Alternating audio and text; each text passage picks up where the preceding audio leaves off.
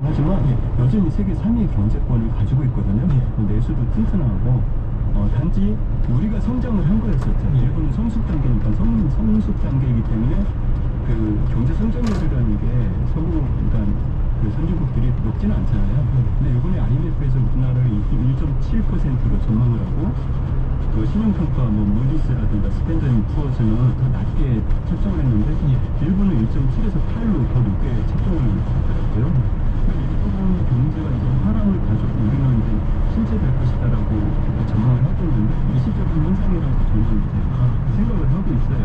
왜냐면 우리가 일본처럼 그때 과거에 있었던 그 경기 침체의 가장 근본적인 원인은 결국은 뭐 여러 가지 이야기를 하지만 인구 구조 문제가 가장 심각한 문제지 않습니까? 인구가 줄어드니까 소비, 그러니까 인구라는 것은 생산의 주체이기도 하지만 소비의 주체인데 소비의 주체가 점점 줄어들고 생산 가능 연령 인구도 줄어들게 되고 그래서 나왔던 정책 중에 하나가 우리가 좀 이렇게 반면교사로 삼아야 될 것이 아베가 취한 정책이 아베노믹스만 있는 것이 아니고요.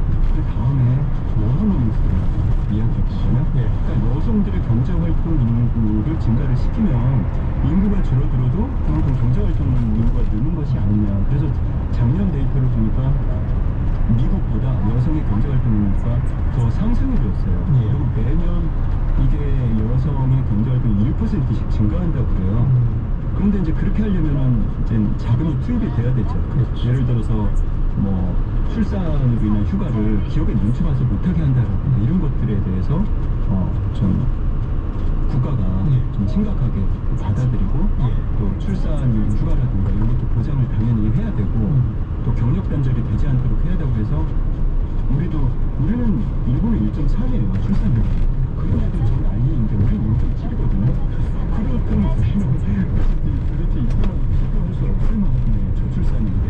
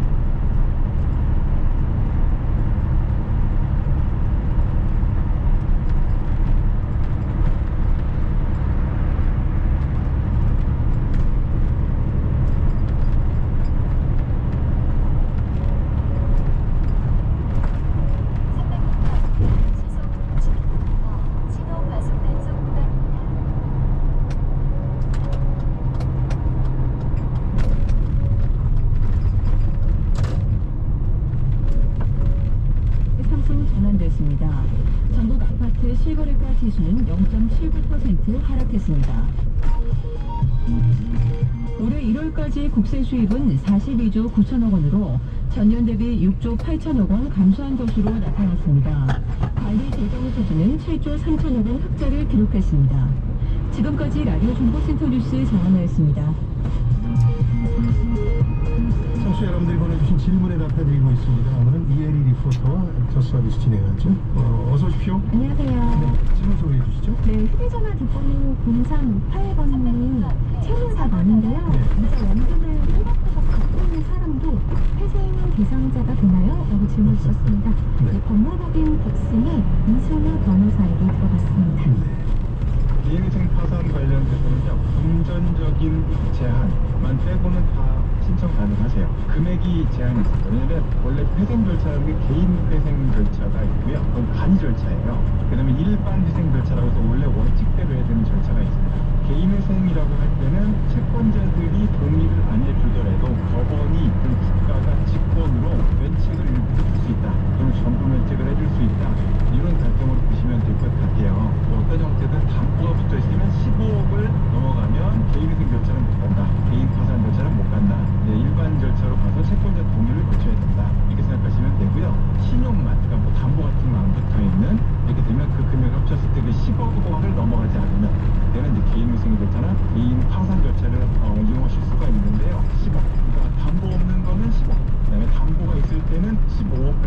이렇게 되어 있습니다. 그 경우가 해당된다라고 할 때는 이자를 내줬거나 원금 연체 뭐 아무것도 없는 상태라 하시더라도 신청하시는 건 전혀 문제가 없어요. 그러니까 채무의 규모가 중요한데 지금 말씀드린 조건에 해당되는지 여부를 판단하시면 되겠습니다. 네, 그리고 휴대전화 2187번님이 신용대출자인데요. 신용대출 이자율이 7% 정도 되고 대출 연체 없이 받고 있는데 이자율이라도 신용회복위원회에서 조정 가능한가요? 라고 질문 주셨습니다. 이 질문에 대한 답도 이승훈 변호사에게 들어봤습니다. 일단은 신용대출 이자율 때문에 신용회복위원회 조정이 되냐 안 되냐, 신청이 되냐 안 되냐는 전혀 문제가 안 되는데요. 문제는 뭐냐면 신용회복위원회로 들어갔을 때 조정을 받으신다는 얘기는 일부라도 좀 유리하게 조정을 해달라 이런 얘기시겠죠? 이게 연체 없이 들어가면 신용회복위원회에서는 조정해줄 수 있는 권한이 없습니다. 그래서 3개월 정도 연체를 시키고 들어가셔야 된다. 3개월 정도 연체를 하고 들어가셨을 때는 문제가 뭐냐면 소득이 좀 잘 나오시는 분들 또는 좋은 직장에 다니시는 분들 같은 경우에는 바로 가압류가 들어와요.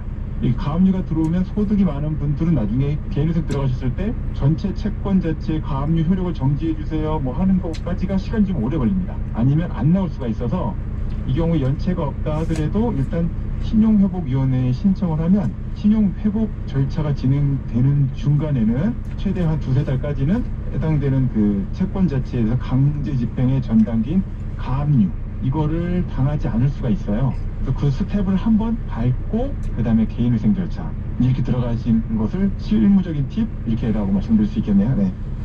네, 이승훈 변호사께서 정확히 말씀해 주셨는데 참고하시기 바라겠고 참고로 이승훈 변호사께서 성공회감 열렬 청취자라고 들으셨는데 네. 이렇게 앞으로 법률 자문을 자주 구하겠습니다. 고맙습니다. 네.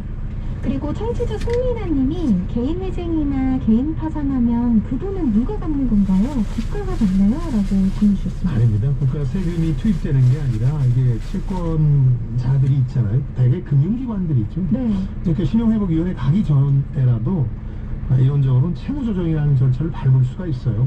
도저히 나 이거 못 갚겠는데 내가 잘못되면 은행도 부담스러울 테니까 좀 뭐 이자를 깎는다든지 이런 채무조정 절차를 밟을 수 있는데 이게 생각보다 잘 안 되니까 신용회복위원회로 가게 되는 거거든요. 국가가 돈을 내는 게 아니라 채권 은행들이 받아야 될 돈의 일부를 포기하는 거죠. 국가가 강제적으로 국민의 경제적 이해를 위해서 개입하는 경우라고 보시면 되죠. 네. 그리고 휴대전화 뒷번호 2700번님이 질문 주셨어요. 예. 전세 반환금 특례 자금 신청 어느 기간에 선관하면 되나요? 라고 질문 주셨습니다. 이런 경우가 종종 있는데요. 정확한 용어가 아니라서 네. 뭘 뜻하는지 잘 모르겠습니다. 그래서 이런 걸 확인하셔야 되는데 우선 우리가 흔히 말하는 것 중에는 전세보증금 반환보증이라고 네. 주택도시보증공사에 가서 받을 수 있는 게 있고 물론 조건이 있습니다만 또 모바일 신청도 가능하고 전세자금 특례보증제도라는 것도 있습니다. 신용회복위원회하고 주택금융공사가 업무협약을 맺어서 신용도가 낮지만 성실한 상환을 계속하고 있는 분들한테 전세자금 마련 돕는 제도가 있고 네. 개인회생 전세자금 대출도 있는데 주택금융공사에서 취급하는 상품들은 제 생각에는 전세자금 특례보증제도가 아닌가 싶은데 이거는 주택금융공사 혹은 시중은행들이 대부분 취급합니다. 여기서 상담받으시면 되겠습니다. 네, 그리고 휴대전화 뒷번호 1974번님이 유류세 관련 질문 주셨어요. 예, 예. 휘발유 세금은 조정을 한 번 하지 않았나요? 한 번이 아니라 여러 번 했습니다. 2019년부터 유류세 유류세를 낮춰준 작업들을 해서 20% 낮추다가 지금 37%까지 내려왔는데 정부에서 발표한 바는 단계적으로 이걸 축소하겠다. 유류세 인하폭을 세금을 덜 걷어온 걸 정상적으로 걷기 시작하겠다. 단번에도 지금 물가가 많이 떨어졌거든요. 그래서 물가가 하락하니까 다시 환원시키겠다는 세금을 깎겠다. 그러니까 기름값에는 조금 부담이 될 수 있는 건데 아마 5월부터 시작한다 그러는데 37%에서 20% 인하폭을 축소한 다음에 나중에 다시 정상화되는 과정을 밟지 않을까 그렇게 전망하고 있습니다. 마지막으로 청취자 백한용님은 채권에서 10년 만기 시간 지나면 9년, 8년, 즉 1년 단위인 경우에 금리 계산 어찌 하나요? 주셨는데 이 채권 만기까지는 원금과 약 확정 금리를 받고 네. 그 중간